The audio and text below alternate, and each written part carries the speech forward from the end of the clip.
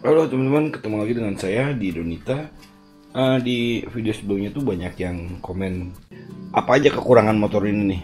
Nah, sebelum saya jawab ya, ini disclaimer dulu saya bahwa ini semuanya adalah opini ya teman-teman. Jadi penilaiannya tentu subjektif, nggak mungkin objektif ya, karena ini berdasarkan opini saya selama beberapa bulan ini pakai EDV teman-teman. Yang pertama, kelemahannya itu ini dari shock teman-teman nih. Ini shock breakernya empuk banget ya. Shock breaker di sini saya pikir empuk banget. Untuk berat badan saya yang 85 dan istri saya 65, terus saya tambah beban box di belakang ini kalau dalam kondisi full, terus juga tas. Nah, itu begitu saya ngelewatin jalan yang bumpy atau gejrugan itu kerasa banget, moy banget gitu loh. Mungkin rencana saya mau pakai punya ISS yang GTX ya, katanya sih bagus. Itu. Yang kedua, untuk ban ini overall bagus banget untuk ban ini. Cuman kendalanya kalau misalnya pakai ban ini, terus kita masuk ke posisi yang hujan, itu tekanannya dikempesin, teman-teman. Jadi jangan terlalu keras. Sama anginnya kalau bisa diganti sama nitrogen, karena ban ini kalau panas ini kerasa banget, kayaknya nggak ngegrip gitu loh. Jadi enaknya sih kalau saya pribadi tuh lebih baik sih ganti nitrogen biar lebih dingin. Sama ini kalau misalnya ngelewatin jalan yang becek atau musim hujan itu dikempesin dikit. Kalau musim panas sih nggak masalah. Nah, terus lampu sen depan ya, lampu sen depannya ini user EDV udah pasti paham deh. Lampu sen depannya nih ringkih banget. Nah, ini makanya saya masang crash bar sama handguard ini sebenarnya untuk lindungin, salah satunya itu untuk lindungin lampu sen. Ini lampu sennya terlalu ringkih, jadi kalau misalnya diginiin itu patah dia. Enak sih diganti sama yang kecil aja ya teman-teman. Terus windshield, kalau untuk saya windshieldnya masih nggak nahan ya, jadi makanya saya ganti sama windshield yang tingginya 60 ini teman-teman. 60 sama sedikit rada lebar, ini lumayan rada nahan sih. Stang juga saya ganti ya. Stang bawaan itu limbung, jadi suka bahasa kitanya jatuh bego. Kalau kita belok ke kanan nikung balik langsung gitu ya, putar ya, itu kita langsung jatuh bego. Tiba-tiba jatuh gitu teman-teman gitu. Makanya ini stangnya saya ganti sama protector yang Carmichael ini nih. Stangnya yang low, nggak yang high.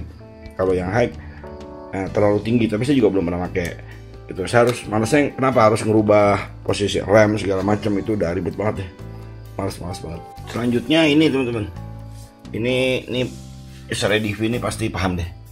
Ini pelindung Carter. Ini karena Carternya itu langsung ngadep ke bawah, jadi kalau gejrugan itu kerasa banget. Makanya ini saya beli terus saya modifikasi lagi.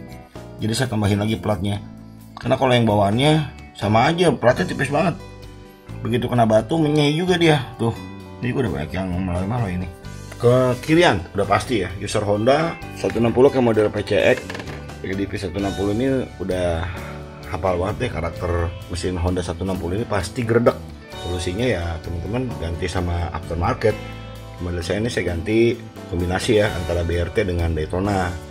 Ini baru rada mending. Kalau enggak ya gerdek, dia geter banget. Nah, kemudian kalau teman-teman pasang untuk sidebox ya, dudukan sidebox itu pasangnya rada tinggi teman-teman. Jadi modelnya dia jangan pasang pendek ya. Dia pasang rada tinggi, karena kalau pendek nantinya kayak gini. Ini cover knalpot kena. Ini walaupun jaraknya jauh ya, kayaknya jauh nih, waktu itu saya pasang di bawah. Begitu gajrugan ini besut nih teman-teman. Jadi patah nih, kena ini nih. Kegesek jadinya ya patah. Gitu kayak gini. Makanya ini saya las tuh. Ini saya modifikasi lagi. Saya pasang tinggi sekalian. Karena kalau saya pasang ke bawah begitu gajrugan, itu kena, atau jalan jelek itu kena. Ini gitu loh. Sama untuk dudukan box belakang itu harus dimodifikasi lagi, karena kalau enggak ini rawan banget patah. Ininya si box ininya nih rawan banget patah di sini. Jadi kalau teman-teman atau user EDV yang mau ngemodif belakangnya pakai top box ya, itu saran saya sih dimodifikasi lagi, ditambahin penyangga di sininya. Nah, ini nanti masuknya di sini, teman-teman. Itu dilas di baut di sini. Ini insya Allah aman. Nah, kayak gini nih. Nah, ini insya Allah aman nih. Nah, kalau misalnya diganjel kayak gini insya Allah aman. Walaupun beban berat dia nggak patah. Kalau saya pakai jalan ke Sumatera, ini malah nggak patah. Justru yang patah ininya, getar-getar bawaan dari ini nggak patah ini. Ini dua-duanya patah. Makanya ini saya ganjel tuh teman-teman tuh. Nah, di sini saya ganjel sama ring. Kekurangan berikutnya dari EDV ini lampu depan teman-teman. Lampu depan EDV ini jujur kurang terang kalau dibandingin sama Vario 160. Itu cahayanya kurang banget, apalagi kalau teman-teman lewat jalur sawit ya, sawit atau kebun karet atau kebun sawit, itu kerasa banget creepy-nya. Penerangannya jujur kurang banget. Makanya di sini saya pakai lampu 2 nih, kiri kanan. Lumayan ngebantu. Selama ini alhamdulillah lumayan ngebantu. Kalau misalnya kita riding ke Maleman lewat kebun sawit ataupun lewat kebun karet dan kebun-kebun lainnya, ini lumayan ngebantu banget untuk penambahan 2 lampu kiri kanan ini. Kekurangan berikutnya kalau menurut saya tuh ini dashboard ya teman-teman ya.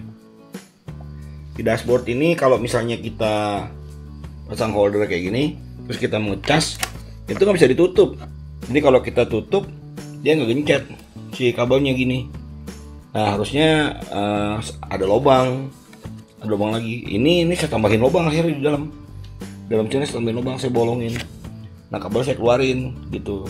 Makanya kalau misalnya mau touring itu saya masukin kabel dulu. Nah masukin kabel dulu buat ke colokan sini.